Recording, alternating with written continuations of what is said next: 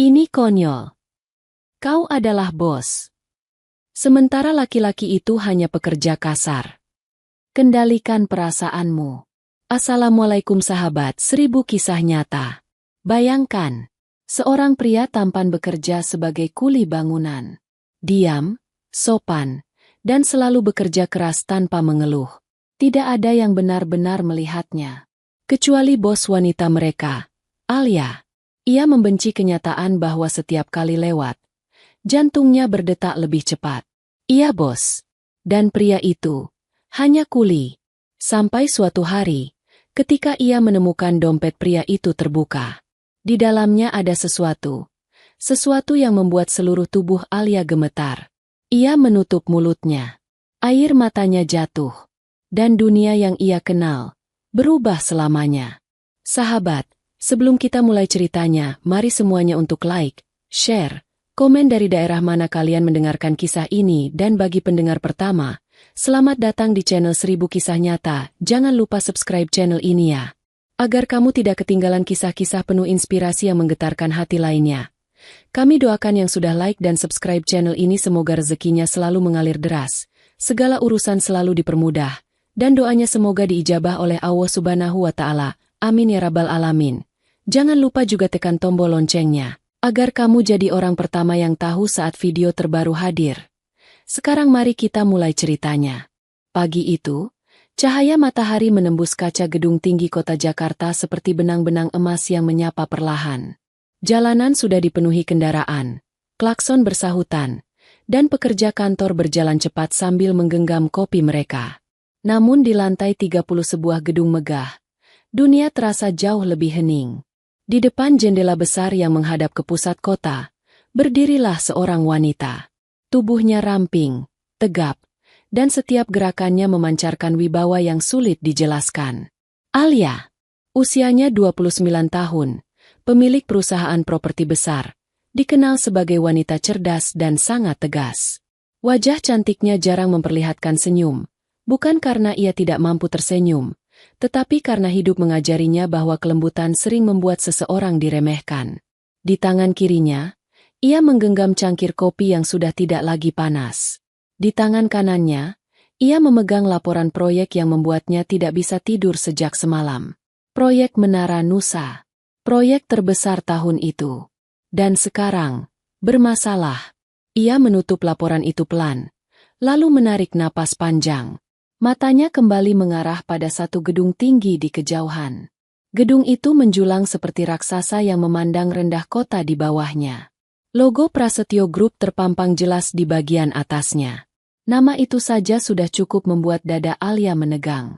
Itu adalah perusahaan rival yang pernah mempermalukan ayahnya di sebuah rapat besar beberapa tahun lalu. Sejak hari itu, Alia menyimpan tekad yang tidak pernah padam. Ia harus menang. Ia harus lebih baik. Ia harus memastikan tidak ada yang merendahkan dirinya atau keluarganya lagi. Ketukan pelan membuyarkan lamunannya. Masuk. Suaranya terdengar tegas dan dingin. Sekretarisnya, Sari, masuk membawa map biru. Bu, laporan lanjutan sudah datang. Alia menerima map itu tanpa senyum. Ia membuka halaman demi halaman. Setiap membaca kata retak, keterlambatan, dan kekurangan material, rahangnya mengeras sedikit demi sedikit. Mandor bilang masalahnya masih bisa diperbaiki dalam beberapa hari. Jelas Sari hati-hati. Beberapa hari. Alia tersenyum miris. Katakan pada mereka, kesalahan kecil bisa meruntuhkan kepercayaan besar. Sari mengangguk pelan. Sudah bertahun-tahun ia bekerja dengan Alia, dan ia tahu, tegasnya bukan karena ingin terlihat kuat, namun karena ia benar-benar takut kalah. Takut mengecewakan ayahnya. Takut mengulang luka lama. Selalu begini jadinya. Jika aku tak mengeceknya setiap hari, pasti ada saja masalah datang. Sari, aku akan turun langsung ke proyek hari ini, ujar Alia sambil menutup map. Baik, Bu. Saya siapkan mobil. Sari keluar dengan cepat. Alia menatap pantulan dirinya di kaca. Ia merapikan blazer abu-abu mudanya, mengikat rambutnya sedikit lebih rapi, dan menepis sisa perasaan tidak nyaman yang tadi sempat muncul. Hari baru. tantangan baru. Dan ia selalu siap. Ketika mobil hitamnya memasuki area proyek Menara Nusa, debu ringan langsung berterbangan. Para pekerja yang sedang mengangkat besi menoleh sejenak. Beberapa merapikan posisi, sebagian berdiri tegap hanya karena melihat siapa yang datang. Alia keluar dari mobil. Tumit sepatunya menapak di tanah yang tidak rata, tetapi langkahnya tetap mantap dan berwibawa. Sari dan seorang mandor sudah menunggu. "Selamat pagi, Bu Alia," ujar mandor itu gugup. "Masalahnya di mana?" Alia langsung tutpen. Mandor bernama Arman itu mengajak Alia dan Sari masuk ke area kerja. Suara mesin bor menggema, besi bergesekan, adukan semen diputar dalam mesin besar, dan teriakan instruksi terdengar dari berbagai sudut. Inilah dunia yang membangun langit kota, tetapi sering dilupakan orang. Alia memperhatikan setiap detail dengan mata tajam. Ia tidak hanya melihat masalah, tetapi juga potensi yang bisa runtuh jika tidak ditangani cepat. Namun di tengah semua itu, ada sesuatu yang membuat langkah Alia melambat tanpa ia sadari. Seorang pria. Ia sedang mengangkat besi panjang bersama dua pekerja lain. Tubuhnya tegap, kaos abu-abu yang ia pakai basah oleh keringat, membuat otot bahunya terlihat jelas. Rambutnya sedikit acak karena helm yang miring, tetapi wajahnya tampan. Terlalu tampan untuk seorang kuli bangunan. Namun bukan itu yang membuat Alia menoleh dua kali. Ada sesuatu pada cara pria itu bekerja. Tidak menoleh kemana-mana. Seolah dunia hanya tentang apa yang ada di tangannya. Sepertinya baru pertama kali Alia melihatnya di sini dan hari ini. Atau, entahlah, apa mungkin karena Alia tak terlalu memperhatikan sekitar sebelumnya. Karena fokusnya hanya pada dinding-dinding proyek, yang harus sesuai dengan kontrak miliaran yang didapatkannya. Alia buru-buru mengalihkan pandangan. Ia tidak boleh terdistraksi. "Di sini, Bu," panggil Arman sambil membuka terpal biru yang menutupi struktur lantai atas. Retakan kecil terlihat. Memang tidak besar, tapi bagi Alia, cukup untuk mencoreng nama perusahaannya. "Ini tidak boleh terulang," ucap Alia datar. "Kami sedang perbaiki, Bu. Hanya perlu tambahan pekerja dan pengawasan." Alia menatap Arman cukup lama hingga pria itu menelan ludah. Kualitas harus naik. Deadline tidak boleh bergeser. Arman mengangguk gugup. Tiba-tiba terdengar teriakan. "Awas!" Alia refleks menoleh. Semua pekerja berhenti bergerak. Di atas scaffolding, seorang pekerja kehilangan keseimbangan. Ember berisi campuran semen oleng, hampir jatuh. Sementara tubuh pekerja itu bergoyang seolah hanya tinggal menunggu waktu. Namun dalam hitungan detik, seorang pria berlari ke arah tangga besi. Lariannya cepat, tidak ragu. Ia naik dua anak tangga sekaligus, meraih tubuh rekannya, lalu menariknya ke arah aman. Ember itu jatuh ke bawah. Debu dan pasir berhamburan. Suara benturannya membuat semua orang tersentak. Hening sejenak. Lalu seseorang berteriak lega. "Reno, kau cepat sekali." Alia menatap ke atas. Reno. Nama itu pertama kali masuk ke telinganya saat ia melihat pria yang baru saja menyelamatkan rekannya turun perlahan dari scaffolding. Napasnya teratur meski ia baru saja berlari dan menarik beban berat.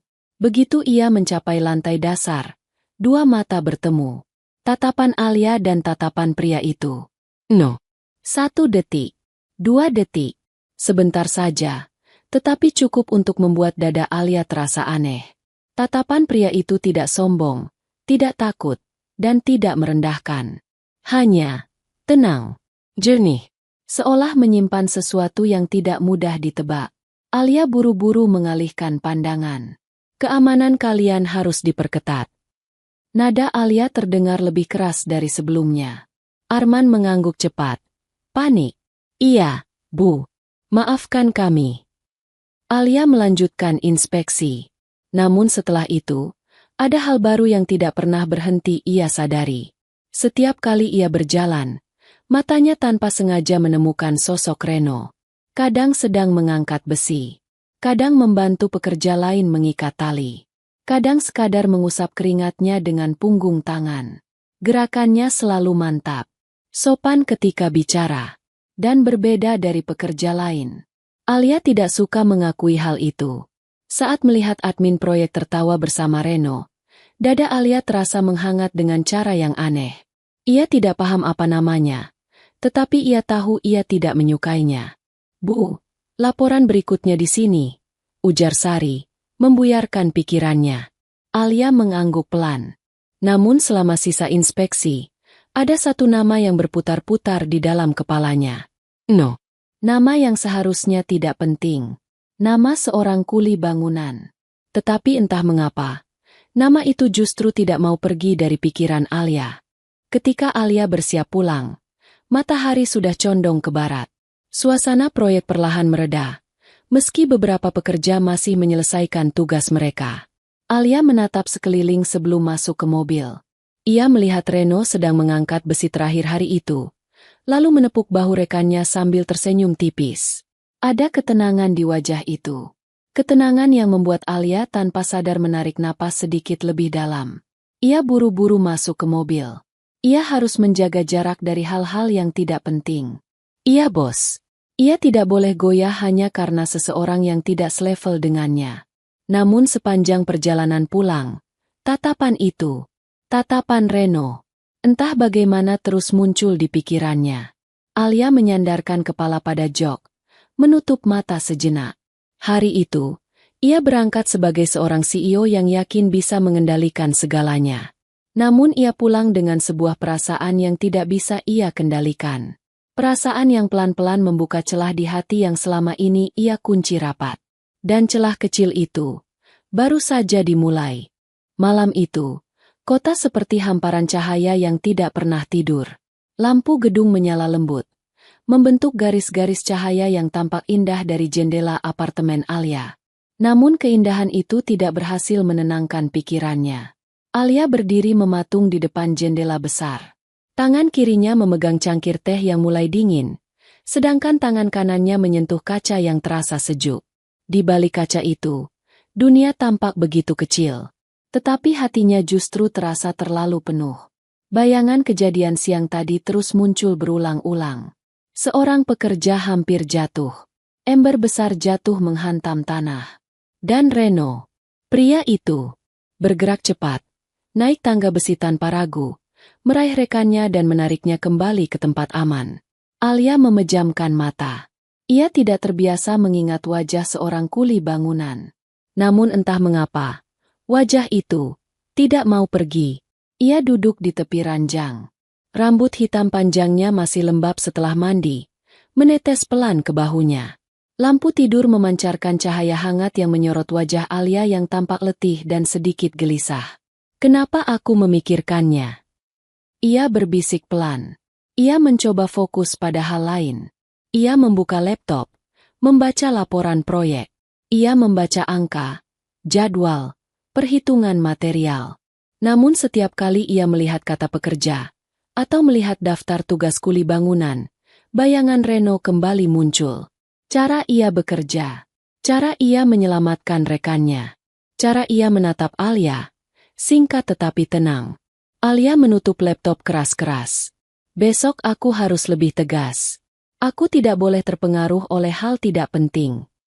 Ia meyakinkan dirinya, meski jauh di dalam hatinya, ia tahu ada sesuatu yang mulai berubah. Pagi berikutnya, udara proyek Menara Nusa terasa lebih dingin daripada biasanya. Mungkin karena matahari belum sepenuhnya naik, atau mungkin karena Alia datang lebih pagi dari hari sebelumnya. Begitu mobil hitamnya berhenti, semua pekerja menoleh. Mereka tahu siapa yang datang. Suasana yang tadinya ramai berubah lebih tertib. Alia turun dari mobil dengan langkah mantap. Wajahnya kembali menunjukkan sisi profesional yang selama ini ia tunjukkan pada dunia. Sari mengekor di belakangnya sambil membawa tablet laporan. "Bu, laporan pagi sudah siap," ujar Sari. Alia mengangguk dan berjalan masuk. Namun langkahnya tiba-tiba melambat ketika matanya menangkap sosok di sisi bangunan. No. Sedang mengangkat karung semen di bahu. Gerakannya stabil meski beban itu berat. Cahaya matahari pagi jatuh di wajahnya, menyorot garis rahang dan keringat yang menetes di pelipisnya. Sekilas saja, tetapi cukup membuat dada Alia berdesir aneh. Ia buru-buru menegakkan tubuh. Arman, tunjukkan progres terbaru. Perintah Alia cepat. Mereka memeriksa beberapa area. Tetapi Alia tidak sepenuhnya fokus. Sebagian pikirannya terus teralihkan oleh keberadaan Reno. Dan itu membuatnya kesal pada dirinya sendiri. Ia mempercepat langkah, berharap rasa itu hilang. Namun dunia seperti sedang bermain dengan hatinya. Karena kejadian yang paling tidak ia harapkan, terjadi. Di lantai 22, Alia menuju lift darurat proyek bersama Sari dan Arman. Ia ingin memeriksa bagian atas bangunan untuk memastikan penguatan struktur berjalan sesuai instruksi. Lift darurat itu kecil, hanya cukup untuk 2-3 orang. Pintu besinya berderit ketika terbuka, menandakan lift itu sudah terlalu sering dipakai. Bu Alia naik dulu. Kami menyusul lewat lift berikutnya, ujar Sari. Alia masuk sendirian. Ia menekan tombol lantai 25. Pintu tertutup. Lift bergoyang sedikit, lalu naik perlahan. Namun baru 15 meter naik, terdengar suara bergetar keras. Duar. Lift berhenti mendadak. Lampu berkedip. Suara mesin meraung seperti tertahan. Alia terhuyung. Tangannya memegang dinding lift untuk menahan diri. Ia mencoba menekan tombol darurat. Tidak berfungsi. Lampu berkedip lagi. Astaga! Alia menelan ludah. Napaknya mulai terasa pendek-pendek. Ia bukan takut gelap. Ia bukan takut sempit. Ia hanya benci kehilangan kontrol. Dari luar, terdengar teriakan pekerja. Bu Alia di dalam lift. Liftnya macet. Cepat panggil teknisi. Suara-suara itu terdengar samar di balik pintu besi, tetapi cukup membuatnya sadar bahwa situasi ini serius. Ia mencoba mengatur napas. Tolong buka pintunya, teriaknya. Beberapa pekerja di luar mendekat. Bu, kami coba buka ya, teriak seseorang. Pintu diguncang. Tidak bergerak. Para pekerja panik. Suara langkah kaki terdengar berlarian. Di antara semua suara itu, ada satu suara yang paling jelas dari radio komunikasi. Di lantai berapa macetnya? Suara itu tegas, dalam, dan membuat jantung Alia seakan berhenti sesaat. No. Bahkan dari balik pintu besi, suara itu terasa menembus masuk. Lantai 22, jawab para pekerja. Tanpa menunggu arahan siapapun, Reno langsung berlari ke tangga darurat. Langkahnya cepat, tidak ada ragu, tidak ada takut. Seolah tubuhnya sudah dilatih untuk menghadapi keadaan darurat. Ia menaiki tangga satu persatu, 2 anak tangga sekaligus. Napasnya berat tetapi teratur. Para pekerja lain mengikutinya, tetapi mereka tertinggal jauh di belakang. Di dalam lift, Alia mencoba tetap tenang. Namun udara terasa semakin panas. Pikirannya mulai kacau. Ia membentur pintu lift pelan. Tolong cepat. Detik berikutnya, suara dari luar terdengar lebih dekat. Bu Alia, saya di sini. Alia terpaku. Itu suara Reno. Apa kau baik-baik saja? Alia hanya menelan ludah. Ia mencoba menjaga wibawa. Iya bos. Ia tidak boleh terdengar panik. Aku baik. Cepat keluarkan aku. Reno menempelkan telapak tangan ke pintu, mencoba menenangkan. Tahan, Bu. Liftnya tidak stabil. Saya coba buka perlahan. Reno memasukkan linggis tipis ke celah pintu. Otot lengannya menegang saat ia mencongkel pintu itu. Beberapa pekerja membantu. Namun justru Reno yang memegang kendali. Alia memejamkan mata. Ia tidak tahu kenapa suaranya sedikit bergetar. Cepat. Aku tidak suka ruangan sempit begini. Aku tahu, jawab Reno lembut. Alia membuka mata. Ia terkejut. Bagaimana pria itu bisa berkata seolah ia mengenal Alia begitu baik. Dalam beberapa dorongan keras, pintu mulai bergeser. Celah kecil terbuka. Udara baru masuk. Alia menghirup napas lega. Bu, ulurkan tangan, ujar Reno. Alia menatap celah pintu dan melihat tangan itu. Tangan kuat dengan urat menonjol. Tangan seorang pekerja yang penuh luka kecil. Tapi entah mengapa, terasa aman. Alia ragu sepersekian detik. Namun lift bergoyang lagi dan ia spontan meraih tangan Reno. Sekejap, tubuhnya ditarik keluar. Begitu ia keluar dari lift, lututnya goyah. Udara luar terasa lebih segar, tetapi tubuhnya masih gemetar. Reno melepas jaket kerjanya dan menyampirkannya ke bahu Alia. "Maaf, Bu.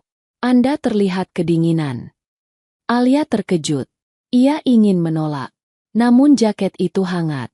Dan untuk beberapa detik, ia membiarkannya. Namun gengsinya segera bangkit. "Kau, jangan bersikap seolah kau mengenalku." Nada Alia meninggi. "Dan jangan pernah mengasihani aku. Kau cuma pekerja. Jaga sikap." Beberapa pekerja terdiam. Sari menutup mulut. Syok mendengar kalimat setajam itu. Arman hanya bisa menunduk. Tapi tidak Reno. Ia tidak gentar. Ia tidak menyalahkan. Ia hanya menatap Alia dengan ketenangan yang tidak pernah Alia lihat dari pria lain. "Saya tidak menolong sebagai kuli, Bu." Suaranya tenang. Dalam. "Jus. Saya menolong sebagai manusia." Kalimat itu menghantam jantung Alia. Ia membuka mulut untuk berbicara, tetapi tidak ada suara yang keluar. Untuk pertama kalinya dalam hidupnya, Alia kehabisan kata. Tatapan mereka bertemu. Kali ini lebih lama, lebih intens. Dan disitulah, tanpa ia sadari, sesuatu di dalam hatinya retak untuk pertama kali. Sejak kejadian lift rusak kemarin, suasana proyek Menara Nusa terasa berbeda bagi Alia. Bukan karena pekerja menjadi lebih tertib atau karena progres proyek bergerak lebih cepat. Bukan. Perubahannya terjadi jauh di tempat yang bahkan Alia sendiri enggan akui. Di dalam hatinya. Pagi itu, mentari baru saja naik ketika Alia tiba di proyek. Udara masih segar. Debu belum terlalu banyak berterbangan.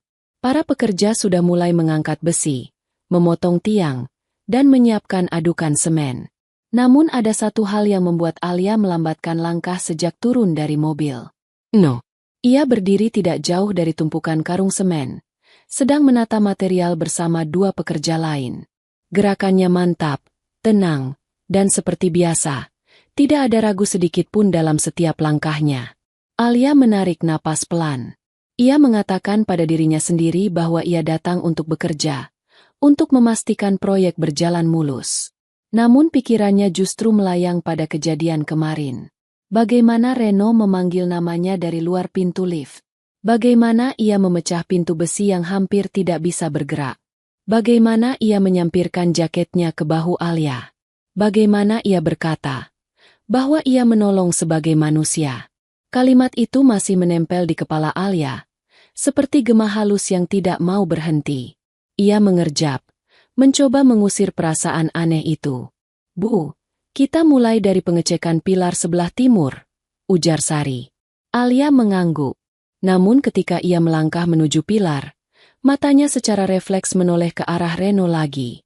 Dan itulah awal dari hari yang panjang. Alia berusaha menyibukkan diri dengan catatan. Ia mengecek hasil pengecoran, memeriksa adukan beton, dan menegur mandor yang dianggapnya kurang teliti.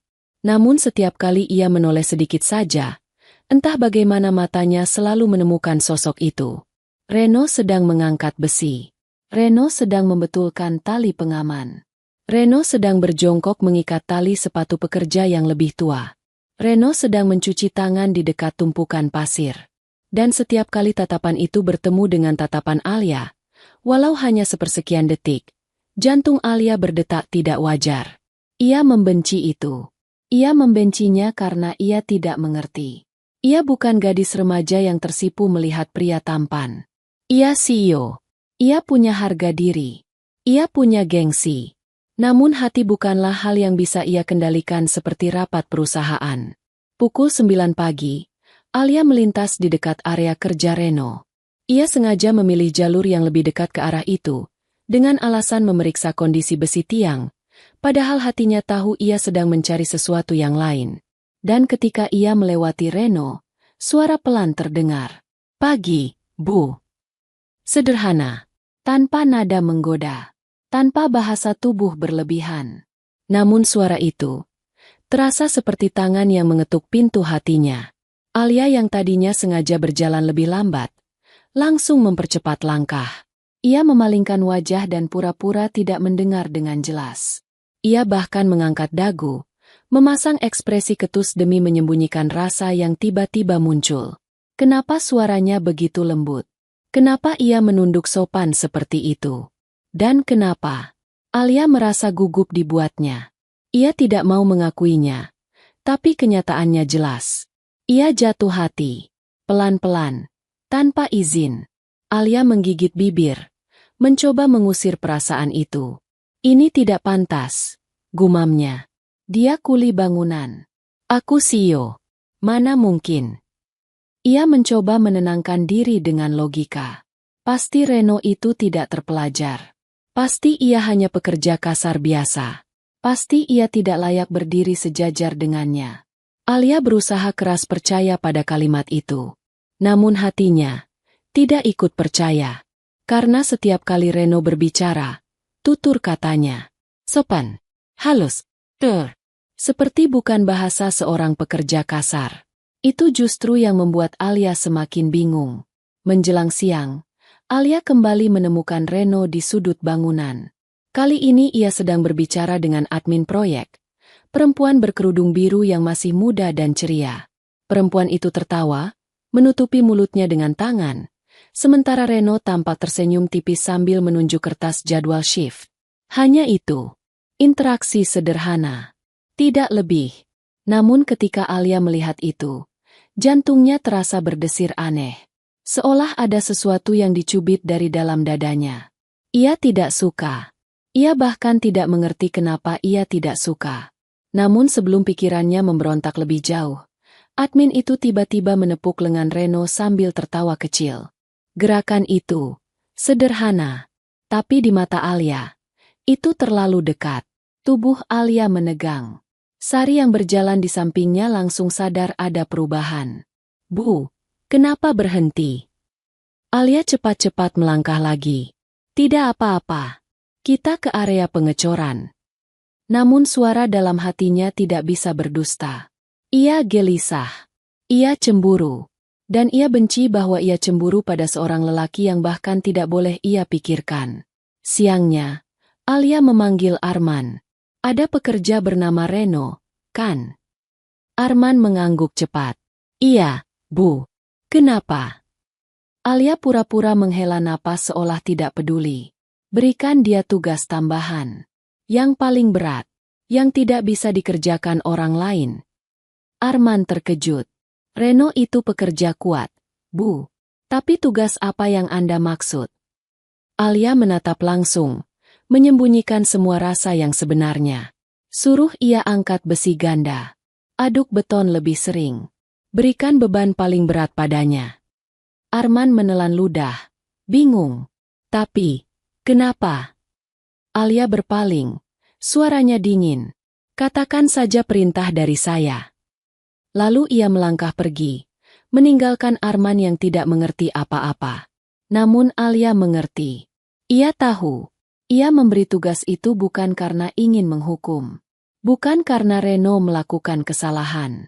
Melainkan karena ia merasa terlalu dekat. Dan ketika hati terlalu dekat, ia memilih membuat jarak.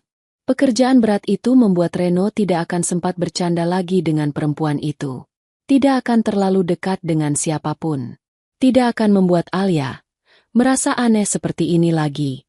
Namun kenyataannya, apa yang ia lakukan justru semakin membuka pintu perasaan yang ia coba tutup.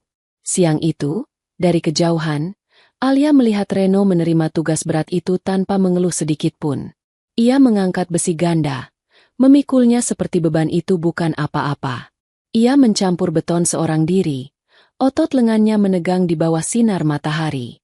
Keringat menetes dari dahinya. Punggungnya basah. Namun tatapannya tetap fokus. Alia berdiri di dekat pilar, berpura-pura memeriksa catatan. Namun mata dan hatinya hanya tertuju pada satu orang. Dan untuk pertama kali dalam hidupnya, Alia merasakan sesuatu yang membuat dadanya bergetar. Bukan kagum. Bukan marah. Bukan gengsi. Melainkan Perasaan yang lebih dalam. Perasaan yang ia takutkan. Karena semakin ia memberi jarak, semakin ia merasa ingin mendekat. Namun ia tetap diam. Ia tetap menyangkal. Ia tetap berjalan pergi dengan wajah datar. Meski langkahnya terasa berat. Setiap kali ia menutup pintu hati, nama Reno datang mengetuk dari baliknya. Hari itu berakhir dengan Alia duduk di dalam mobil, memandangi proyek dari jendela. Di tengah debu dan sinar matahari sore, Reno masih bekerja. Angkat besi, dorong gerobak, aduk semen. Dan tanpa ia sadari, Alia berbisik sangat pelan. Kenapa bukan orang lain? Ia tidak tahu bahwa pertanyaan itu akan menghancurkan seluruh pertahanan dirinya suatu hari nanti. Angin siang berhembus pelan, membawa aroma semen yang tajam dan debu halus yang menari di udara. Suara mesin potong besi memecah langit proyek, sementara teriakan instruksi pekerja terdengar bersahutan. Proyek Menara Nusa sedang berada di waktu paling sibuknya. Alia berjalan menembus keramaian itu dengan langkah tegap. Rambutnya yang diikat rapi ikut berayun mengikuti hembusan angin.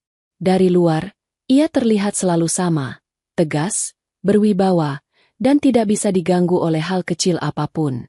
Namun hari-hari terakhir ini, ada sesuatu yang berbeda dalam cara ia menatap dunia. Atau lebih tepatnya, dalam cara ia menatap seseorang.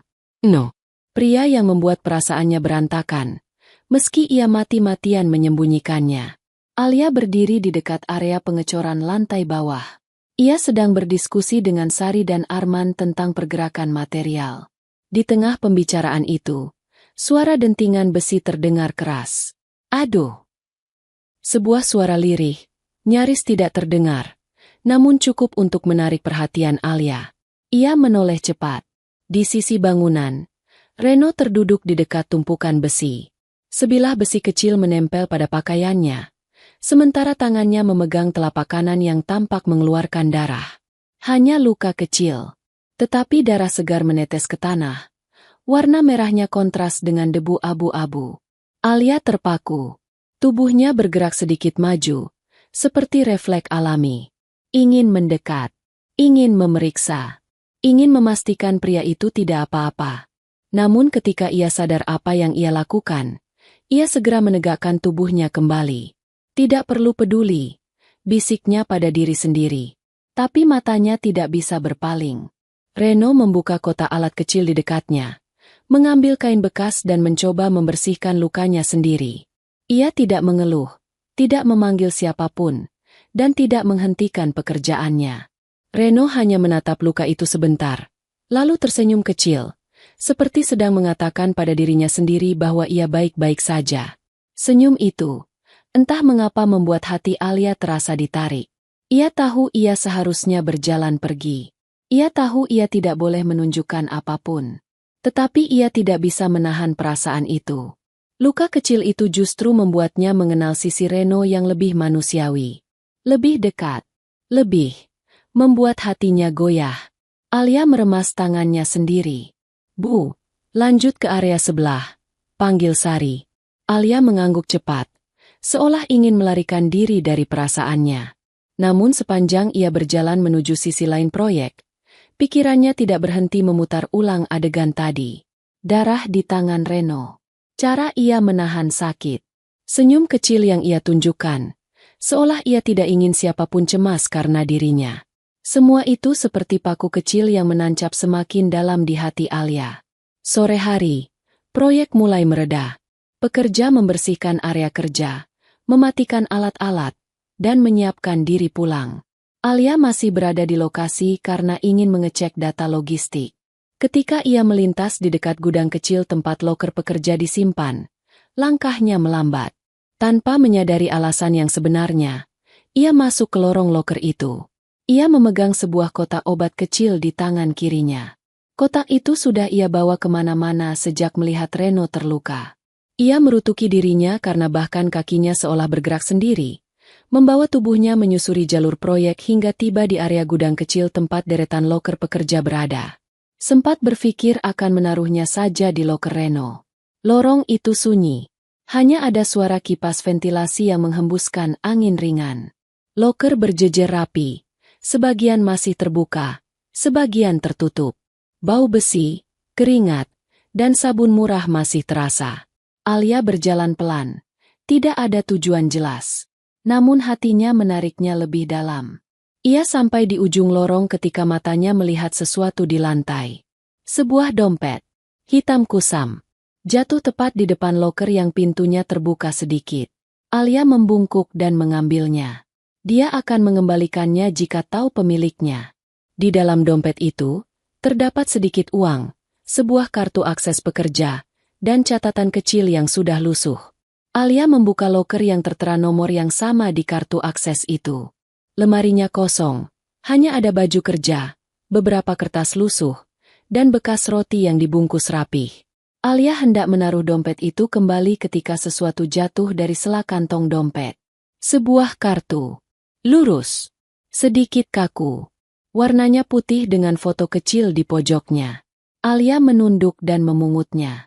Saat ia hendak berdiri, mata Alia menangkap tulisan di kartu itu. Ia terpaku. Napasnya tertahan. Tatapannya tidak berkedip. Ia membaca lagi. Dan lagi. Dan lagi. Seolah ia tidak percaya apa yang sedang dilihatnya. Kakinya terasa melemah. Tubuhnya gemetar perlahan. Suara kipas di atas kepala terdengar jauh. Seakan dunia tiba-tiba mengecil. Tangannya yang memegang kartu itu mulai dingin. Hatinya seperti jatuh dari tempat tinggi. Dalam diam itu, hanya satu hal yang jelas. Apapun yang tertulis di kartu itu tidak cocok dengan sosok kuli bangunan yang dilihat Alia selama ini. Tidak cocok dengan pria bernama Reno yang ia lihat mengangkat besi, tertawa kecil, mencuci tangan, dan menyelamatkan rekan kerja. Sama sekali tidak cocok. Kartu itu seolah membuka pintu kecil yang selama ini Alia tidak tahu keberadaannya. Dan di balik pintu itu, terdapat sesuatu yang bisa mengubah seluruh hidupnya. Alia menelan ludah. Ia memegang kartu itu lebih erat. Namun sebelum ia bisa memahami apapun, langkah kaki terdengar dari arah pintu lorong. Seseorang masuk. Seseorang yang membuat jantung Alia berdebar lebih keras. No. Ia berhenti di ambang pintu. Melihat Alia yang sedang memegang kartu itu. Tatapan mereka bertemu. Hening. Aku. Tidak ada suara. Alia menggenggam kartu itu. Masih belum mampu berbicara. Reno menatapnya pelan. Tidak marah. Tidak panik. Namun jelas menyadari bahwa sesuatu yang tidak seharusnya terbuka, telah terbuka. Alia mundur satu langkah. Tubuhnya masih gemetar. Namun satu hal pasti. Setelah hari itu, tidak ada lagi yang sama. Lorong loker itu masih dipenuhi hening tebal. Kipas di langit-langit berputar pelan, tetapi suara putarannya seakan jauh, tenggelam dalam detakan jantung Alia yang tiba-tiba berdentum tidak beraturan. Alia berdiri kaku, tubuhnya sedikit gemetar. Di tangannya, kartu identitas itu terasa seolah memiliki berat yang tidak wajar.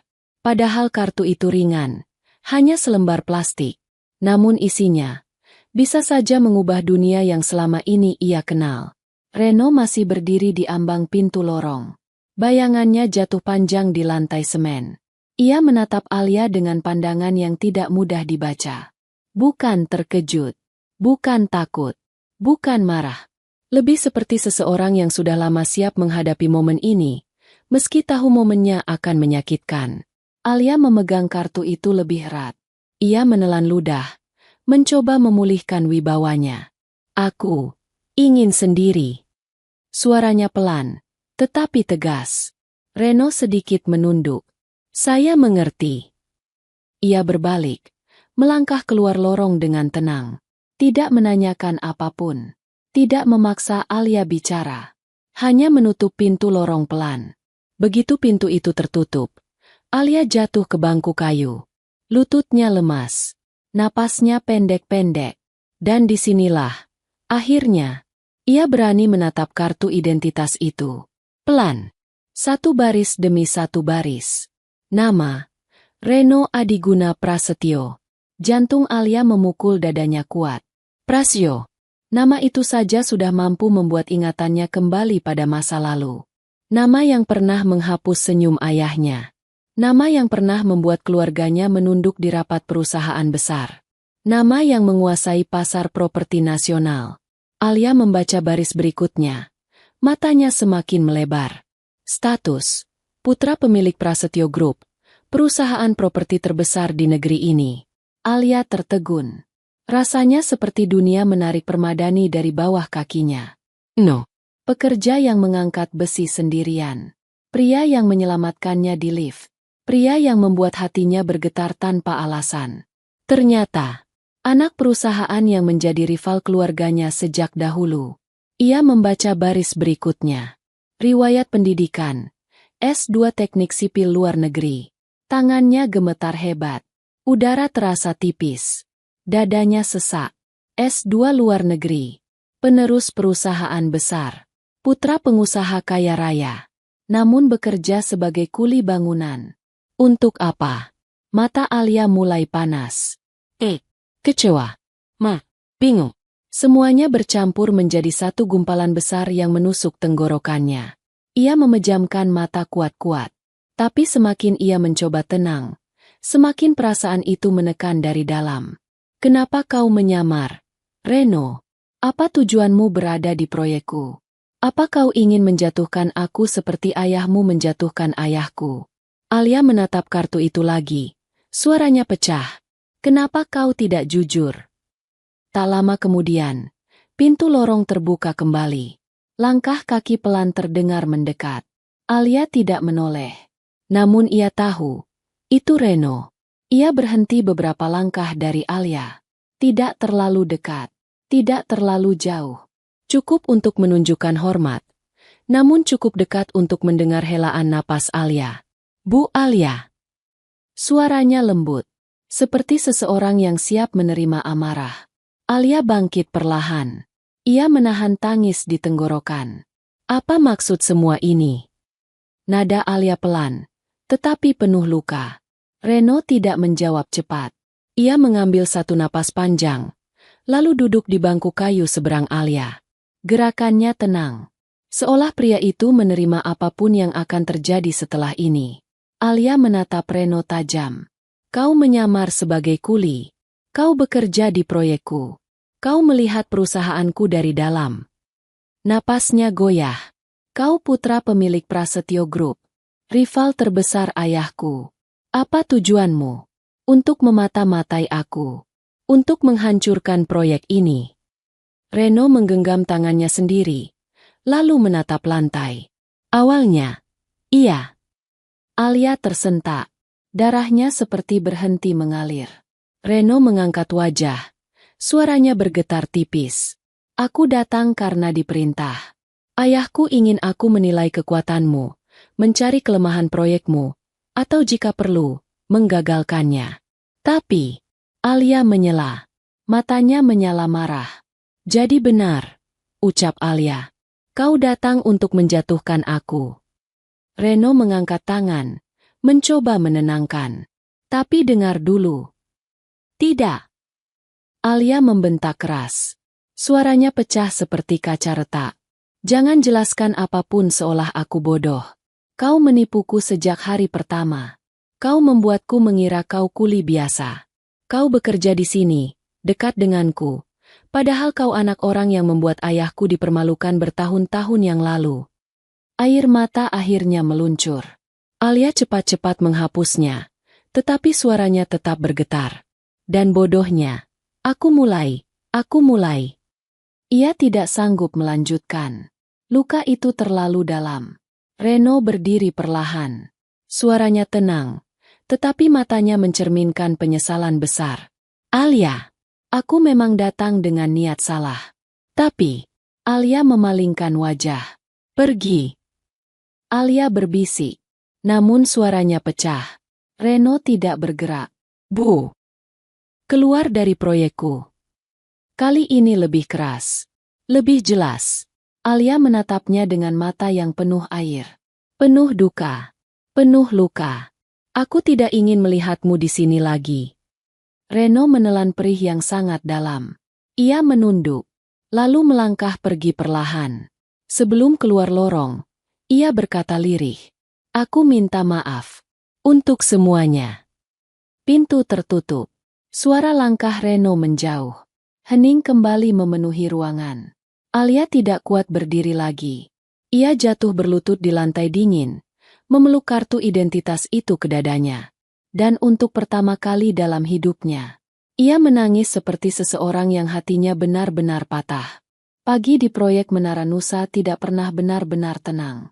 Suara palu, suara mesin, suara pekerja memanggul besi. Semuanya menyatu menjadi irama khas pembangunan gedung tinggi. Biasanya, Alia merasa hidup dalam hiruk-pikuk itu. Biasanya, ia berdiri tegak di tengah kebisingan sambil memeriksa setiap detail dengan ketelitian yang sudah seperti nalurinya. Namun sejak hari itu, sejak Reno keluar dari lorong loker dengan wajah menunduk dan langkah berat, semuanya berubah. Alia tetap datang ke proyek setiap pagi. Ia tetap mengenakan helm putihnya, tetap membawa tablet kerja, tetap berjalan di antara para pekerja. Namun jiwanya tertinggal di suatu tempat.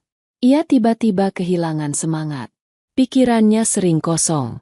Tatapannya tidak fokus pada laporan. Dan yang paling tidak bisa ia kontrol, langkah kakinya selalu mengarah ke tempat-tempat yang biasanya ia lihat bersama Reno. Tempat Reno mengangkat besi. Tempat Reno mencuci tangan.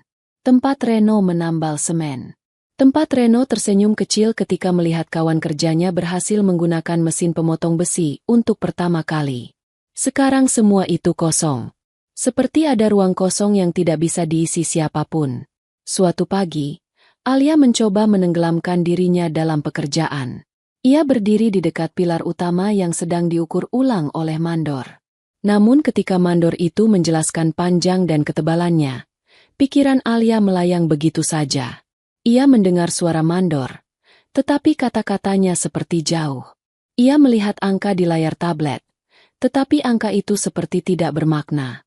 Ia membaca laporan, tetapi kepalanya terasa berat, seolah tidak mau mencerna apapun. Baru ketika Sari memanggilnya 2 kali, Alia tersadar. "Bu, maaf, tapi Anda dari tadi tidak merespons." Alia menghela napas panjang. Ia mengusap wajah, mencoba memulihkan kesadarannya. "Maaf, aku hanya sedikit lelah." Sari tidak tampak yakin, namun ia tidak berani bertanya lebih jauh. Hanya saja, seorang Alia yang dikenal tegas, teliti, dan tajam biasanya tidak pernah kehilangan fokus seperti itu. Baru kali ini terjadi. Siang harinya, Alia berjalan melewati area tempat para pekerja beristirahat. Biasanya ia tidak pernah berhenti di tempat itu, tetapi entah mengapa langkahnya melambat. Beberapa pekerja sedang makan siang sambil tertawa kecil. Saat Alia melintas, para pekerja itu berdiri terburu-buru untuk memberi hormat. Namun Alia mengangkat tangan pelan. "Tidak perlu. Lanjutkan saja." Alia jarang bicara lembut seperti itu. Para pekerja saling pandang, tetapi kembali duduk perlahan. Saat Alia hendak melanjutkan langkah, telinganya menangkap sesuatu. Seorang pekerja tua berkata sambil tertawa. Kalian ingat si Reno itu? Baru sebentar kerja di sini, tapi kerjanya malah kayak mandor." Pekerja lain menimpali sambil menggigit nasi bungkus. Iya. Di hari pertama saja dia cuma diam, tapi matanya itu loh. Lihat segala sudut proyek. Kayak lagi inspeksi rahasia. Mereka tertawa. Namun Alia berhenti. Tubuhnya mematung. Pekerja ketiga menyahut. "Aku juga heran. Waktu itu aku lihat dia ukur-ukur sendiri tiang baja. Padahal bukan tugasnya. Kupikir dia salah tempat." Pekerja tua mengangguk. Tapi makin lama, dia berubah. Dia bukan cuma perhatiin, tapi juga bantuin kami. Diajarin cara ngangkat besi yang benar. Dia bantu bersihin peralatan. Bahkan pernah nolong si Budi yang hampir jatuh dari lantai 2.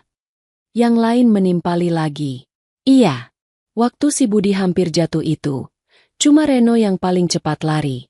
Kayak refleksnya bukan refleks kuli biasa. Tawa kecil terdengar. Obrolan mereka ringan, tanpa maksud apa-apa. Namun bagi Alia, setiap kata itu seperti pisau kecil yang menusuk ke tempat yang sama. Ia menatap ke tanah. Pikirannya seperti diledakkan dari dalam. Jadi benar. Reno memang datang untuk memata-matai. Ia menganalisis proyek. Ia mengamati setiap detail. Ia melakukan inspeksi diam-diam. Tapi, ia juga menolong. Ia bekerja lebih keras dari siapapun. Ia menjadi bagian dari tim, meski ia hanya berniat sebentar. Ia ikut tertawa bersama pekerja lain. Ia membantu pekerjaan yang bahkan bukan tugasnya. Alia menggigit bibir. Pekerja lain berkata pelan. Suaranya lebih jujur. Orangnya baik, sebenarnya. Walaupun awalnya aneh. Pekerja tua mengangguk setuju. Kadang orang baik datang dari tempat yang tidak kita sangka. Alia menutup mata. Kalimat itu menghantamnya dalam. Setelah pekerja-pekerja itu pergi, Alia duduk di bangku kayu yang biasa Reno duduki saat makan siang. Bangku itu masih memiliki bekas noda semen yang belum hilang. Alia memegang ujung bangku. Tangannya bergetar. Rasanya seperti duduk di samping bayangan seseorang. Seseorang yang kini tidak ada. Seseorang yang ia usir dengan kata-kata yang lebih tajam dari pisau. Aku terlalu bodoh, gumamnya lirih. Terlalu percaya. Terlalu marah. Terlalu. Ia tidak sanggup melanjutkan. Ia hanya menunduk. Hening di antara dentuman proyek terdengar lebih sunyi dari biasanya. Beberapa hari berlalu. Setiap hari Alia datang ke proyek. Tanpa Reno. Kosong. Sepi. Berat. Ia mencoba bekerja seperti biasa. Tetapi pikirannya selalu terbelah dua. Sisi logika berkata Reno salah. Ia memata-matai. Ia berbohong. Ia menyembunyikan identitas. Namun sisi hatinya, sisi yang ia tutupi dengan gengsi dan ketegasan, berbicara hal lain. Reno tidak terlihat seperti orang jahat. Ia menolong. Ia bekerja jujur. Ia tidak pernah sekalipun berbicara kasar. Tidak pernah menyinggung. Tidak pernah memamerkan apa-apa. Kalau dia ingin menghancurkan proyekku. Alia berbisik di ruangannya yang sepi. Kenapa dia harus bekerja sekeras itu? Ia menatap kedua tangannya sendiri. Tangannya gemetar lagi. Ada sesuatu yang mengganjal. Sesuatu yang tidak bisa ia abaikan. Kebenaran bahwa Reno memang datang sebagai mata-mata. Namun hati kecilnya berkata, Reno juga berubah sepanjang waktu bekerja di proyek itu. Dan perubahan itu, Alia menyaksikannya sendiri. Itulah hal yang membuat hatinya semakin berat. Pada hari kelima setelah kepergian Reno, Alia berdiri di pinggir lantai 2 proyek, memandang ke arah halaman yang ramai oleh pekerja baru dan pekerja lama. Mereka tertawa, bekerja, memanggul besi, dan sesekali, Alia tanpa sadar menunggu. Menunggu sosok yang tidak akan muncul. Angin sore mengibaskan rambutnya. Langit mulai mencair menjadi warna oranye lembut. Alia berdiri diam. Hanya ada satu kalimat yang terus berputar di dalam hatinya. Kenapa harus dia? Dan untuk pertama kalinya sejak Reno pergi, Alia mengakui sesuatu dalam hati, walau hanya pada dirinya sendiri. Ia merindukan pria yang telah menyakitinya. Ia merindukan pria yang tidak boleh ia rindukan. Ia merindukan Reno Adiguna Prasetyo. Meski ia tidak tahu apakah perasaan itu pantas. 1 minggu terasa seperti 1 tahun bagi Alia. Hari-hari terakhir membuat jiwanya seperti berjalan di tanah gersang. Tidak ada Reno. Tidak ada suara lembutnya. Tidak ada tatapan yang membuat hatinya kacau tapi hangat. Tidak ada kehadiran yang diam-diam meneduhkan hari-hari kerja yang berat. Dan lebih dari semua itu, tidak ada jawaban dari pertanyaan yang terus menghantam hati Alia. Mengapa Reno datang? Mengapa ia menyamar? Dan mengapa, walau ia datang dengan niat buruk, Alia tetap merindukannya. Ia mencoba menutup buku perasaannya setiap malam, tetapi bayangan Reno selalu muncul di antara halaman yang tidak mau tertutup. Alia membenci itu, namun tidak sanggup melawannya. Pagi itu, langit Jakarta diselimuti awan tipis. Tidak panas, tidak mendung, hanya abu-abu tenang yang membuat kota terasa lebih dingin dari biasanya. Alia duduk di kursi belakang mobil kantornya. Jari-jarinya mengetuk-ngetuk lutut dengan gelisah. Hari ini adalah hari rapat besar tahunan sektor properti nasional. Semua perusahaan besar hadir. Semua CEO, direktur, pemilik modal, dan pengambil keputusan datang untuk menunjukkan kekuatan masing-masing. Ini seharusnya menjadi hari normal bagi Alia. Ia sudah menghadiri rapat seperti ini sejak usia muda. Ia tumbuh dalam dunia ini. Ia terbiasa berdiri di tengah ruangan penuh lelaki tua yang meremehkannya, lalu membungkam mereka dengan kecerdasannya. Tapi hari ini tidak terasa biasa. Karena sejak ia bangun tidur, perasaannya tidak tenang. Ia tidak mengerti kenapa. Atau mungkin, ia tahu, tapi tidak mau mengakuinya. Mobil berhenti di depan gedung ballroom hotel mewah. Sari membuka pintu. "Bu, kita sudah tiba." Alia menarik napas panjang. Langkahnya terdengar mantap saat ia keluar dari mobil. Namun setiap dentingan hak sepatunya terasa menyembunyikan sesuatu. Rasa takut. Ia memegang tablet. Ia merapikan blazer. Ia menegakkan bahu. Dari luar, ia tampak sempurna seperti biasa. Namun di dalam, hatinya rapuh. Ballroom itu luas dan megah. Lampu kristal menggantung dari langit-langit, memantulkan cahaya ke seluruh ruangan. Puluhan meja bundar dipenuhi nama-nama besar industri properti. Alia masuk dengan kepala tegak. Beberapa CEO cukup tua menoleh dan mengangguk sopan. Yang lain berbisik-berbisik, seperti biasa, tentang CEO muda yang dianggap terlalu ambisius. Alia duduk di meja jajaran depan, posisi untuk pimpinan perusahaan besar. Semua tampak normal, hingga suara panitia mengumumkan sesuatu. Selanjutnya, kita kedatangan Direktur Muda Prasetyo Group. Mohon berdiri. Ruangan yang semula gaduh langsung berubah hening. Alia spontan mengangkat wajah. Helaan napasnya tertahan. Pintu ballroom terbuka. Dan seseorang melangkah masuk. No, bukan Reno kuli bangunan. Reno dalam setelan hitam mahal yang pas di tubuhnya. Reno dengan wajah tenang dan wibawa yang tidak pernah ia tunjukkan di proyek. Reno yang rambutnya disisir rapi, bukan berdebu karena semen. Pria itu memiliki aura pemimpin, bukan pekerja kasar. Seluruh petinggi perusahaan berdiri, serentak. Beberapa menunduk hormat, beberapa menjabat tangannya dengan senyum penuh pujian. Reno menerima semua itu dengan cara yang sederhana, tenang, tanpa sombong. Alia hanya bisa duduk. Tubuhnya seperti membeku di kursi. Jantungnya berdetak begitu keras sampai ia merasa seluruh ruangan bisa mendengarnya. Hatinya jatuh seperti batu ke dasar sumur. Kau benar-benar putra Prasetyo Group. Tidak ada keraguan lagi. Tidak ada ruang untuk menyangkal. Reno berjalan menuju meja utama. Hanya beberapa langkah dari Alia. Ketika mata mereka bertemu, Alia cepat-cepat memalingkan wajah. Ia tidak sanggup. Ia takut apa yang terlihat di matanya terbaca. Takut remuknya terlalu jelas. Rapat dimulai. Suara pembicara bergema dari panggung. Namun bagi Alia, semua itu hanya suara kosong. Karena di hadapannya, duduk pria yang telah menghancurkan dinding pertahanannya, lalu pergi tanpa menoleh. Ketika giliran Prasetyo Group mempresentasikan proyek mereka, Reno berdiri dan berjalan ke podium. Seluruh ruangan memberi perhatian penuh. Alia menggenggam tangannya sendiri begitu erat sampai jari jemarinya memutih. Apa yang akan Reno lakukan? Apakah ia akan membeberkan kelemahan perusahaan Alia? Apakah ia akan menghancurkan namanya di depan seluruh kompetitor? Apakah ini balas dendam keluarga? Alia tidak berkedip. Reno memandang seluruh ruangan, lalu mengarahkan remote ke layar besar. Semua orang menunggu grafik bisnis, laporan aset, rencana pembangunan. Namun yang muncul bukan itu. Layar menampilkan video. Dan video itu menampilkan Alia. Alia tertegun. Lututnya melemas.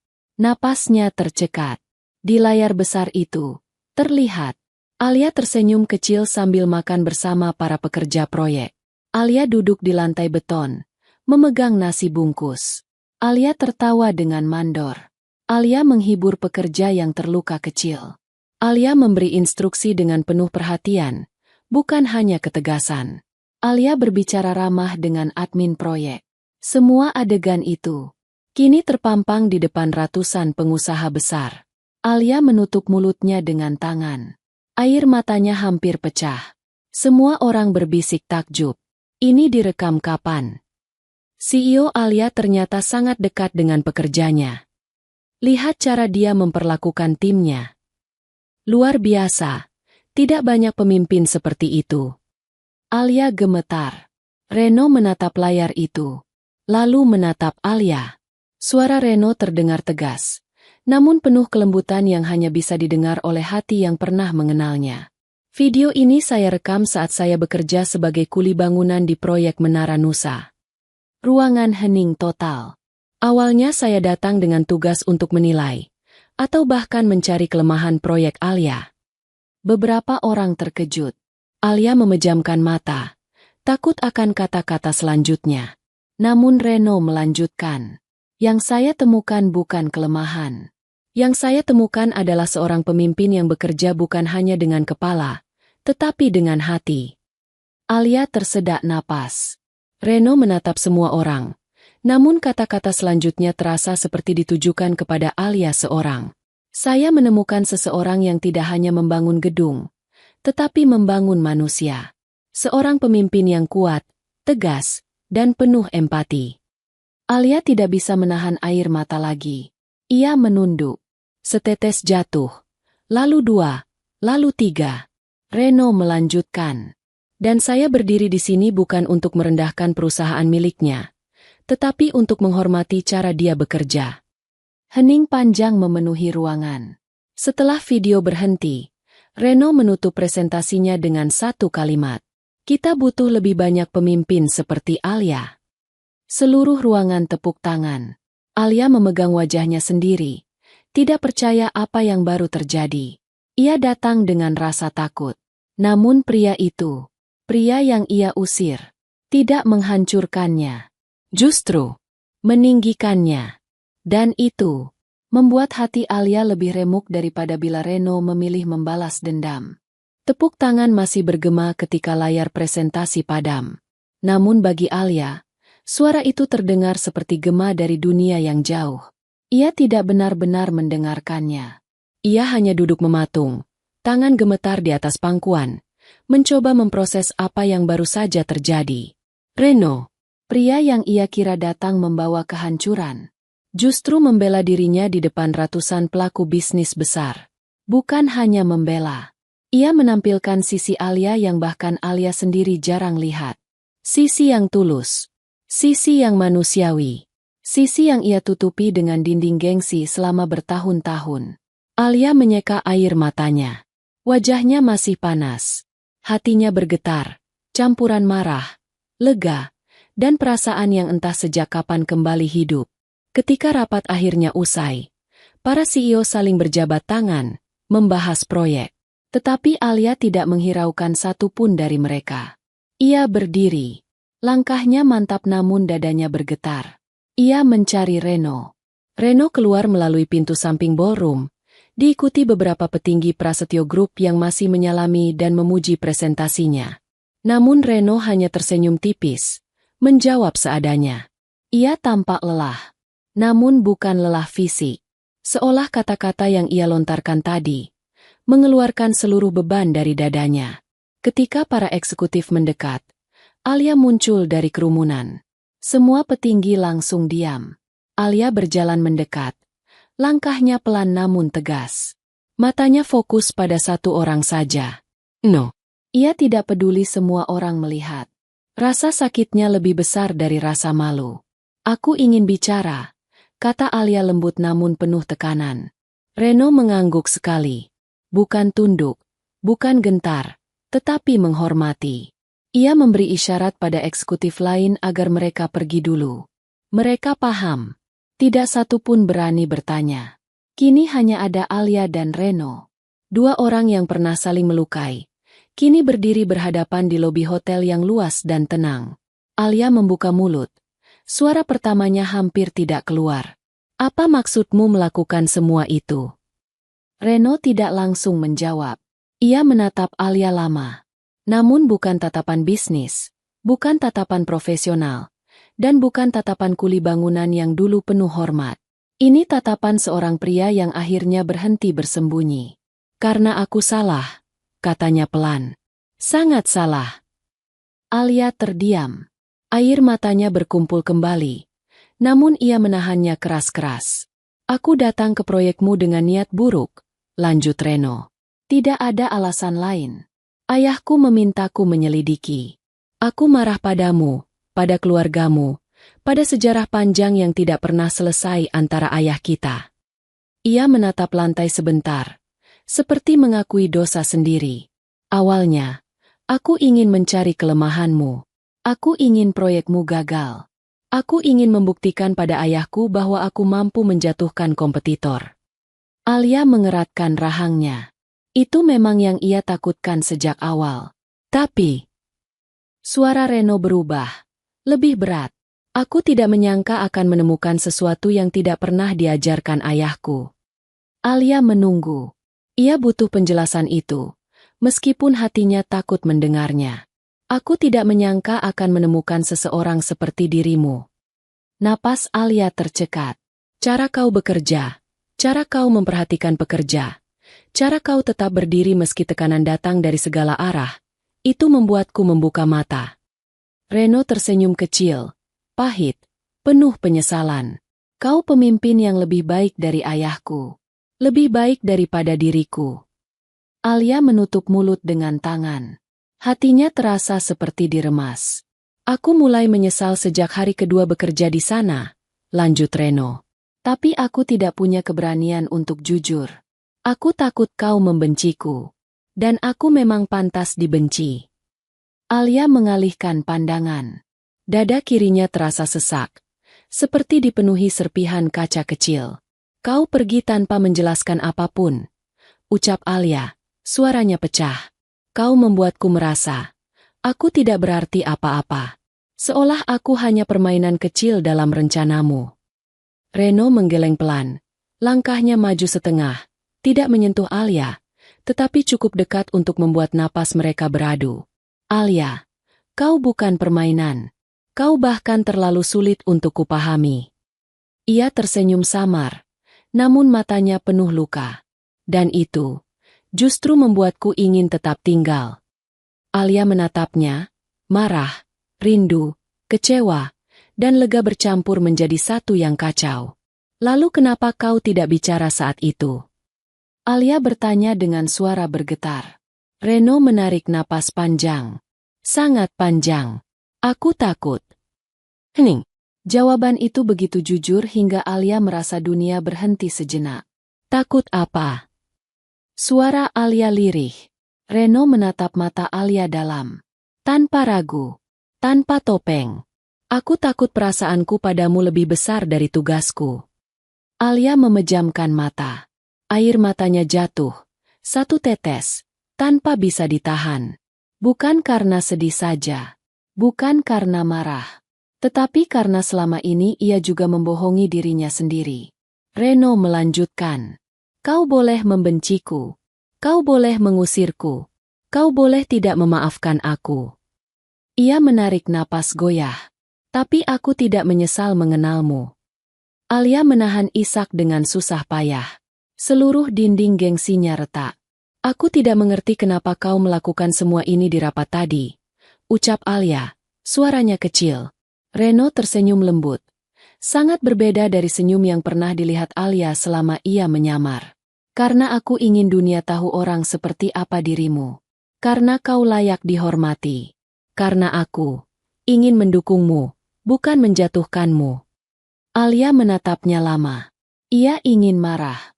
Ia ingin memukul dada Reno dan mengatakan bahwa semua ini salah. Tapi ia juga ingin memeluk Reno dan berkata bahwa ia merindukan suara pria itu. Tatapannya, kehadirannya. Namun Alia tetap Alia. Hatinya rapuh. Tetapi gengsinya masih berdiri. Ia menghapus air matanya cepat-cepat. Aku tidak tahu harus bagaimana. Reno mengangguk. Aku tidak meminta keputusan hari ini. Ia menunduk sedikit. Penuh hormat. Aku hanya ingin kau tahu kebenarannya sebelum aku pergi. Alia tersentak. Pergi. Suaranya pecah. Reno tersenyum tipis. Ya. Aku tidak ingin mengganggu hidupmu lagi. Alia menelan ludah keras-keras. Dadanya terasa jatuh ke dalam. Jika suatu hari kau ingin bicara, aku akan datang, ucap Reno lembut. Ia berbalik. Alia memandang punggung itu. Punggung yang dulu ia lihat memanggul besi, menolong pekerja, membetulkan tali sepatu pekerja tua, menatapnya di lift. Punggung yang tanpa ia sadari, telah ia rindukan. Dan sebelum Reno melangkah lebih jauh, Alia berbisik sangat pelan, namun cukup untuk didengar. Reno. Reno berhenti. Ia tidak menoleh, menunggu. Alia menggenggam dadanya. Ia ingin berkata lebih, namun suaranya pecah menjadi satu kalimat pendek. Terima kasih. Reno memejamkan mata. Itu lebih dari cukup baginya untuk hari itu. Lalu ia melangkah pergi, meninggalkan Alia di tengah lobi yang luas dan terasa sangat kosong. Namun kini, kosong itu tidak lagi hitam. Karena ada sesuatu yang baru tumbuh. Sebuah harapan kecil, yang tidak pernah ada sebelumnya. Beberapa hari berlalu sejak pertemuan besar itu. Sejak kata-kata Reno mengguncang Alia dari akar terdalam hatinya. Sejak pria itu berjalan menjauh dengan langkah berat namun mantap. Dan entah sejak kapan, tidak ada satu pagi pun yang terasa utuh bagi Alia. Ia bangun lebih awal, tetapi bukan untuk bekerja. Ia duduk di tepi ranjang, menatap jendela, ditemani perasaan kosong yang anehnya terasa penuh. Kosong, karena Reno tidak ada. Penuh, karena hatinya tidak berhenti berbicara tentang pria itu. Ketika Alia kembali ke proyek Menara Nusa keesokan harinya, para pekerja langsung menyadari perubahan kecil pada Alia. Bukannya berdiri tegap seperti biasanya, langkahnya sedikit lebih lambat. Bukannya langsung menegur mandor tentang material, ia lebih banyak diam dan menatap jauh. Bukannya memeriksa laporan dengan mata tajam, ia membacanya 2 kali tanpa benar-benar mengerti. Bahkan Sari sempat mencicit pelan. Bu, Anda kelihatan lelah. Alia tersenyum hambar. Senyum yang tidak berhasil menutupi apapun. Aku baik. Padahal jiwanya seperti tali yang ditarik dari 2 arah. Ada sesuatu yang begitu kuat menariknya kepada Reno. Dan ada sesuatu yang sama kuatnya menahannya. Gengsi, luka, kebanggaan, dan ketakutan akan dikhianati lagi. Siang itu, Alia berdiri di tepi lantai 2 proyek sambil memandangi para pekerja yang sibuk bekerja. Namun ia tidak benar-benar melihat mereka. Yang dilihatnya adalah bayangan Reno. Reno mengikat tali sepatu pekerja tua. Reno mengangkat besi sendiri karena tidak ingin pekerja lain terbebani. Reno tersenyum kecil saat berhasil memperbaiki alat yang rusak. Reno menatapnya dari kejauhan ketika ia berpura-pura sibuk. Semua itu kini hanya kenangan samar, seperti potongan film yang diputar pelan di dalam kepalanya. Dan yang paling menghantui adalah suaranya. Aku takut perasaanku padamu lebih besar dari tugasku. Kata-kata itu kembali menusuk seperti pertama kali ia mendengarnya.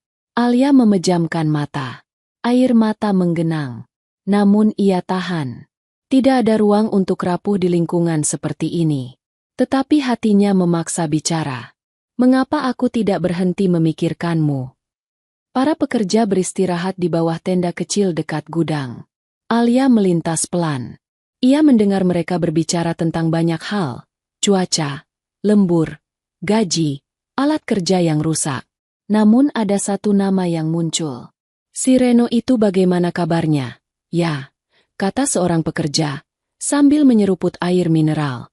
Iya, sambung lainnya. Masih inget banget awalnya kelihatan kayak orang baru yang sok ngerti. Aku kira dia cuma mau cari muka. Tapi ternyata dia paling rajin, paling mau bantu. Orangnya sopan banget, gak pernah marah. Padahal kalau dipikir-pikir, kok ya dia cocok banget kerja di sini. Alia berhenti sejenak, dadanya menghangat, sekaligus sakit. Lalu pekerja tua itu menghela napas panjang. Entahlah, tapi waktu dia berhenti seminggu lalu, rasanya kayak kehilangan keluarga sendiri. Alia menggenggam jemari sendiri. Rasanya seperti ditampar halus. Ternyata bukan hanya ia yang kehilangan Reno. Seluruh proyek merasakannya. Alia melangkah menjauh dengan hati yang semakin berat. Sore hari, langit berwarna keemasan. Alia berada di ruangannya, memeriksa laporan yang entah sudah ia baca berapa kali. Ia sudah duduk hampir 1 jam namun pikiran tetap kabur. Reno mengaku datang dengan niat buruk, tetapi ia juga datang dengan hati yang berubah. Ia datang untuk menghancurkan Alia, namun pergi sambil meninggikan namanya.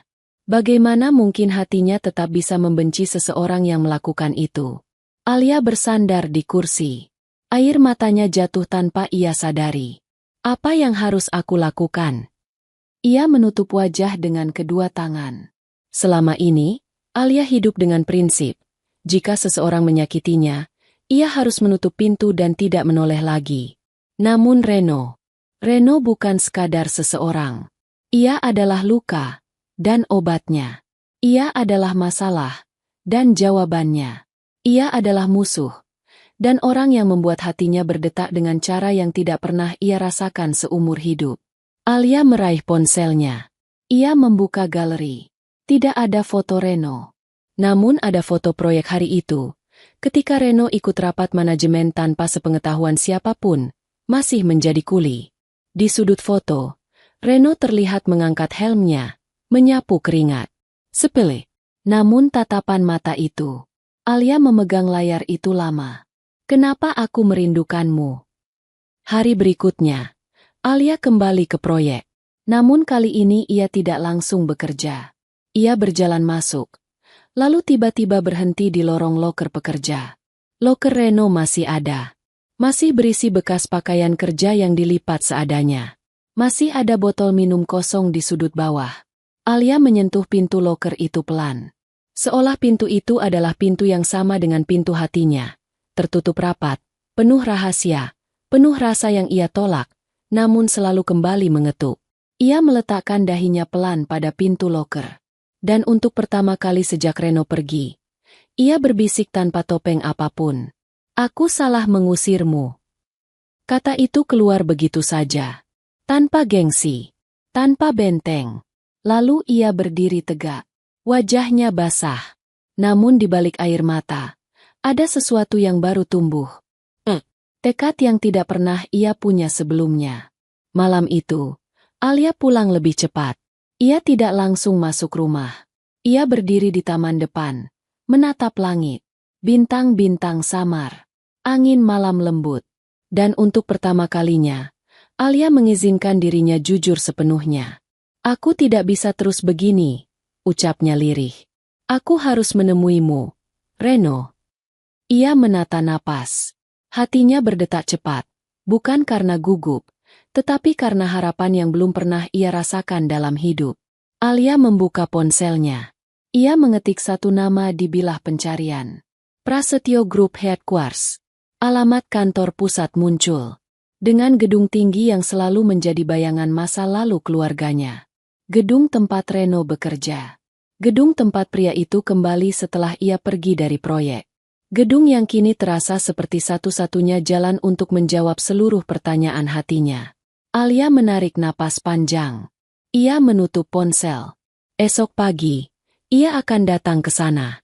Untuk meminta penjelasan akhir. Untuk mengatakan apa yang seharusnya sudah ia katakan sejak dulu. Untuk menuntaskan luka yang ia dan Reno ciptakan bersama. Untuk menemukan dirinya sendiri. Dan mungkin untuk menemukan masa depannya. Pagi itu udara terasa berbeda. Alia berdiri di depan gedung kaca raksasa dengan logo Prasetyo Group terpampang besar di bagian atas fasad. Gedung itu menjulang tinggi, dingin, megah, dan selama bertahun-tahun menjadi simbol luka keluarga Alia. Ia ingat bagaimana ayahnya pulang suatu malam. Wajahnya muram, matanya penuh kecewa. Prasetyo Group, katanya kala itu, suaranya serak. Menghancurkan kita. Alia masih muda saat itu. Namun luka ayahnya terus membekas hingga ia tumbuh dewasa. Dan kini, ironisnya, ia berdiri di depan gedung yang sama, bukan untuk berperang, tetapi untuk mencari seseorang. Seseorang yang membuat hatinya kacau namun hidup. Seseorang yang membuat dirinya merasa dilihat dengan cara yang belum pernah dirasakannya. Seseorang bernama Reno. Alia menarik napas panjang. Ia menggenggam tasnya lebih erat. Jari-jarinya sedikit gemetar. Namun ia melangkah masuk juga. Lobi Prasetyo Group bagaikan dunia lain. Lantai marmer putih mengilat. Lampu kristal megah menggantung di langit-langit tinggi. Banyak pria berjas dan wanita berpenampilan profesional berjalan cepat seolah waktu adalah barang mahal. Alia berdiri sejenak. Matanya menyapu ruangan, mencari wajah yang ia rindukan. Namun tentu saja ia tidak akan menemukannya begitu saja. Resepsionis yang duduk di meja depan tersenyum sopan. "Selamat pagi, Ibu. Ada yang bisa dibantu?" Alia menelan gugupnya. "Aku ingin bertemu dengan Direktur Muda, Reno Adiguna Prasetyo." Resepsionis itu sempat terkejut kecil. Namun ia langsung tersenyum ramah kembali. "Apakah Ibu sudah membuat janji sebelumnya?" Alia menggeleng. "Belum. Tapi tolong sampaikan bahwa Alia ingin bertemu." Nama itu saja sudah membuat beberapa orang di sekitar menoleh. CEO muda yang tangguh. Kompetitor besar. Dan kini muncul di kantor rival. Dalam hitungan detik, bisik-bisik kecil terdengar. Namun Alia tidak memedulikannya. Ia berdiri tegak, mencoba menutupi gejolak batinnya. Resepsionis menekan beberapa tombol di telepon. Suaranya merendah, kemudian meninggi sedikit karena terkejut. "Baik, Bu. Silakan naik ke lantai 38. Direktur Muda sudah menunggu." "Menunggu?" Alia menatap resepsionis itu, bingung. Namun sebelum ia bertanya, pintu lift kaca sudah terbuka di depan. Lift naik perlahan. Semakin tinggi, semakin terasa dada Alia sesak. Ia mengatur napasnya pelan. Setiap lantai yang berlalu terasa seperti memutar ulang seluruh kisahnya dengan Reno. Hari ia pertama kali melihatnya di proyek.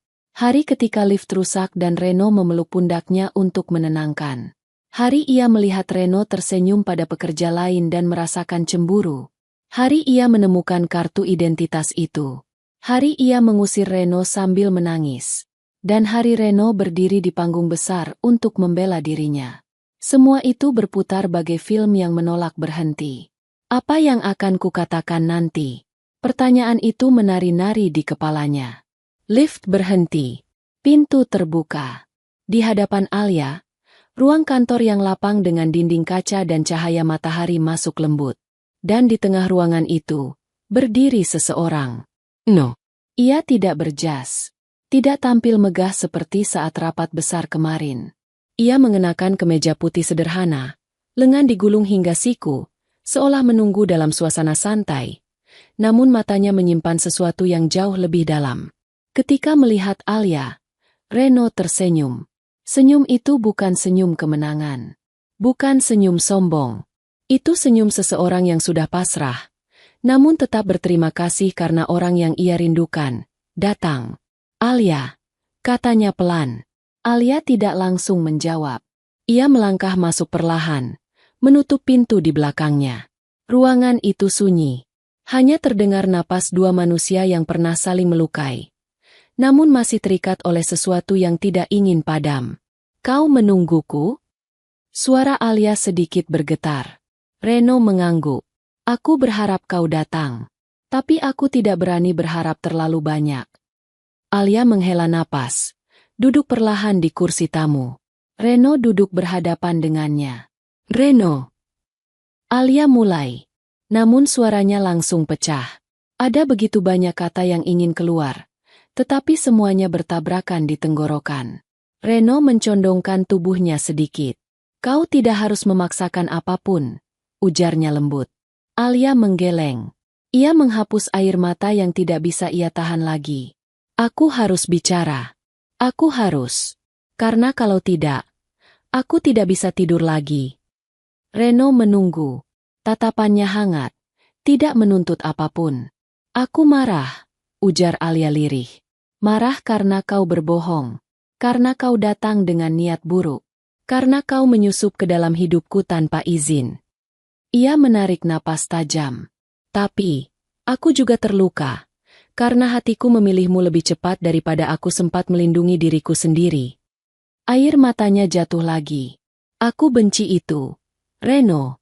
Aku benci bahwa aku merindukan seseorang yang datang untuk menjatuhkanku. Reno menutup mata sesaat, menahan sesuatu yang tampaknya menyakitkan baginya. Alia, aku mengerti.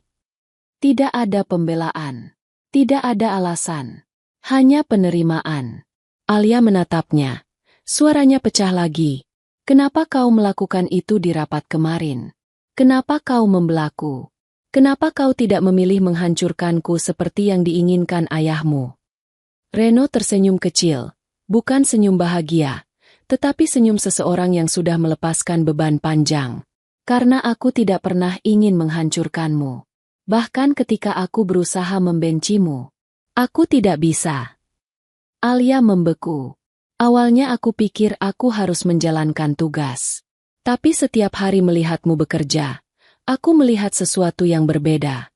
Kau keras, tapi adil. Kau tegas, tapi peduli. Kau tidak pernah mementingkan dirimu sendiri. Ia menarik napas panjang. Alia, kau membuatku ingin menjadi orang yang lebih baik. Alia menutup mulutnya, menahan isak. Reno melanjutkan. Suaranya penuh ketulusan. Dan aku membelamu di rapat. Karena aku ingin dunia tahu siapa dirimu sebenarnya. Aku ingin memperbaiki kesalahanku dengan cara yang paling jujur yang aku bisa. Alia menggenggam tangannya sendiri. Lalu, apa yang kau inginkan dariku sekarang? Hening panjang. Reno menatapnya dalam. Aku tidak meminta apa-apa, katanya pelan. Aku hanya ingin kau tahu bahwa aku tidak akan memaksamu untuk memaafkanku. Jika kau membenciku, aku bisa menerima. Jika kau menolakku, aku juga akan menerima. Ia menunduk sedikit. Tapi jika kau ingin kita memulai dari awal, aku akan datang padamu kapanpun kau panggil. Alia benar-benar pecah kali ini. Tangisnya mengalir tanpa mampu ia bendung. Ia menutup wajahnya. Reno panik sejenak. Ingin mendekat tapi menahan diri. Alia, maaf, aku. Tidak. Alia menggeleng sambil menangis. Jangan bicara dulu. Reno diam. Alia menarik napas panjang, mencoba mengendalikan emosinya. Saat ia mengangkat wajah, matanya sembab, namun jernih. Reno. Ia berbisik. Kalau aku memilih, aku ingin kita mulai dari awal. Reno membeku. Mata itu melebar pelan, lalu melembut dengan cara yang hanya bisa dimiliki seseorang yang menemukan rumahnya setelah tersesat lama. Aku bukan CEO sekarang, lanjut Alia. Dan kau bukan direktur. Hanya Alia dan Reno. Reno berdiri perlahan. Ia menatap Alia, seolah menatap seseorang yang sudah ia cari sejak lama. Jika itu keinginanmu. Suara Reno bergetar halus. Itu juga keinginanku. Alia berdiri. Jarak mereka hanya tinggal beberapa langkah. Dan ketika Reno mengulurkan tangan, Alia menggenggamnya tanpa ragu. Tidak ada gengsi. Tidak ada sisa dinding. Tidak ada masa lalu yang menahan. Hanya dua hati yang akhirnya berani memilih satu sama lain. Reno tersenyum lembut. Kali ini, kita bangun sesuatu bersama. Alia menatapnya dengan mata yang berbinar pelan. Gedung, atau masa depan? Tanyanya lirih. Reno menggeleng pelan. Mendekat. Bukan gedung. Ia berbisik. Masa depan. Di balik dinding kaca tinggi itu, kota bergerak seperti biasa. Namun bagi Alia dan Reno, dunia mereka baru saja mulai. Pagi itu udara di halaman belakang rumah Alia terasa lebih dingin dari biasanya. Matahari sudah naik, namun sinarnya tampak ragu untuk menghangatkan tempat itu. Entah karena pepohonan rindang, atau karena suasana hati dua orang yang berdiri saling berjauhan, sama-sama keras, sama-sama terluka, dan sama-sama enggan mengakui perasaan mereka sendiri. Ayah Alia, Taufan Prasetama, berdiri dengan kedua tangan di belakang punggungnya.